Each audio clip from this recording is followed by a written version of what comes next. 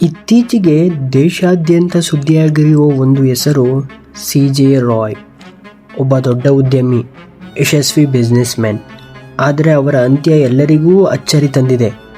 ಈ ವಿಡಿಯೋದಲ್ಲಿ ನಾವು CJ ರಾಯ್ ಅವರ ಜೀವನದ ಪಯಣವನ್ನು ನಕ್ಷೆಯ ಮೂಲಕ ನೋಡೋಣ.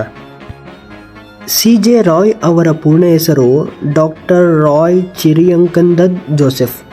ಅವರು ಕೇರಳದಲ್ಲಿ ಜನಿಸಿದರು. ಸಾಧಾರಣ ಹಿನ್ನೆಲೆ, ಆದರೆ ಚಿಕ್ಕ ವಯಸ್ಸಿನಲ್ಲೇ ಬಿಸ್ನೆಸ್ ಬಗ್ಗೆ ಆಸಕ್ತಿ. ಈ ಕೇರಳದಿಂದಲೇ ಅವರ ಜೀವನದ ಪ್ರಯಾಣ ಶುರು. ಕಾಲಕ್ರಮೇಣ ಅವರು ರಿಯಲ್ ಎಸ್ಟೇಟ್ ಕ್ಷೇತ್ರಕ್ಕೂ ಕಾಲಿಟ್ಟರು. ಇಲ್ಲಿಂದ ಶುರು ಆಯಿತು ಅವರ ಬಿಸ್ನೆಸ್ ಗ್ರೋತ್. ಕಾನ್ಫಿಡೆಂಟ್ ಗ್ರೂಪ್ ಎಂಬ ಕಂಪನಿಯನ್ನು ಸ್ಥಾಪಿಸಿ ದಕ್ಷಿಣ ಭಾರತದ ಹಲವಾರು ನಗರಗಳಲ್ಲಿ ಪ್ರಾಜೆಕ್ಟ್ಗಳನ್ನು ಆರಂಭಿಸಿದರು. ನಕ್ಷೆಯಲ್ಲಿ ನೋಡಿದರೆ ಅವರ ವ್ಯಾಪ್ತಿ ನಿಧಾನವಾಗಿ ವಿಸ್ತಾರವಾಗ್ತಾ ಹೋಯಿತು.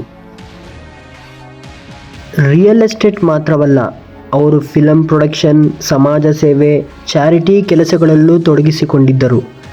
ಬಯಲಿಗೆ ನೋಡಿದರೆ ಎಲ್ಲವೂ ಸರಿಯಾಗಿ ನಡೀತಿತ್ತು. ಆದರೆ ಪ್ರತಿಯೊಬ್ಬ ಯಶಸ್ವಿ ವ್ಯಕ್ತಿಯ ಹಿಂದೆ ಒತ್ತಡ ಇದ್ದೇ ಇರುತ್ತೆ.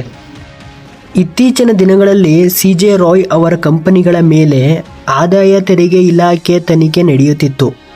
ಪದೇ ಪದೇ ಪ್ರಶ್ನೆಗಳು, ಪರಿಶೀಲನೆ, ಒತ್ತಡ.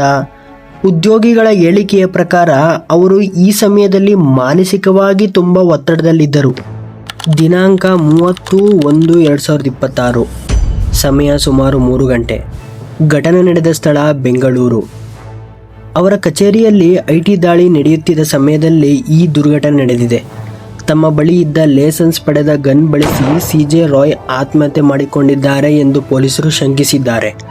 ಆಸ್ಪತ್ರೆಗೆ ಕರೆದೊಯ್ಯಲಾಯಿತು, ಆದರೆ ಉಳಿಸಲು ಸಾಧ್ಯವಾಗಲಿಲ್ಲ. ಇದುವರೆಗೂ ಯಾವುದೇ ಸೂಸೈಡ್ ನೋಟ್ ಸಿಕ್ಕಿಲ್ಲ. ಅಂತಿಮ ಕಾರಣ ಅಧಿಕೃತವಾಗಿ ಪ್ರಕಟವಾಗಿಲ್ಲ. ನಮಗೆ ಕಾಡುವ ಪ್ರಶ್ನೆ ಏನೆಂದರೆ, ಸುಮಾರು 10,000 ಕೋಟಿಗಿಂತಲೂ ಹೆಚ್ಚು ಆಸ್ತಿದ್ದ ವ್ಯಕ್ತಿ. ರಾಜಕೀಯ ಒತ್ತಡ, ಇಲ್ಲ ಟಾರ್ಗೆಟ್ ಮಾಡಲಾಯ್ತಾ, ಯಾರೋ ಒತ್ತಾಯ ಮಾಡಿದ್ರಾ?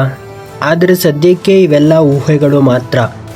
ಮಾಧ್ಯಮಗಳ ವರದಿಗಳ ಪ್ರಕಾರ ತನಿಖೆಗಳ ಒತ್ತಡ, ಬಿಸ್ನೆಸ್ ಸಂಬಂಧಿತ ಮಾನಸಿಕ ತಣಿವು ಇವೆಲ್ಲ ತನಿಖೆಯಲ್ಲಿರುವ ಅಂಶಗಳು ಮಾತ್ರ. ಈ ಘಟನೆ ಒಬ್ಬ ಉದ್ಯಮಿಯ ಕಥೆಯಷ್ಟೇ ಅಲ್ಲ. ಇದು ನಮಗೆ ಹೇಳೋದು ಒಂದೇ: ಯಶಸ್ಸು ಇದ್ದರೂ ಮಾನಸಿಕ ಶಾಂತಿ ಇಲ್ಲದಿದ್ದರೆ ಜೀವನ ಕಷ್ಟವಾಗುತ್ತದೆ. ಒತ್ತಡ ಅನ್ನೋದು ಯಾರನ್ನೂ ಬಿಡೋದಿಲ್ಲ.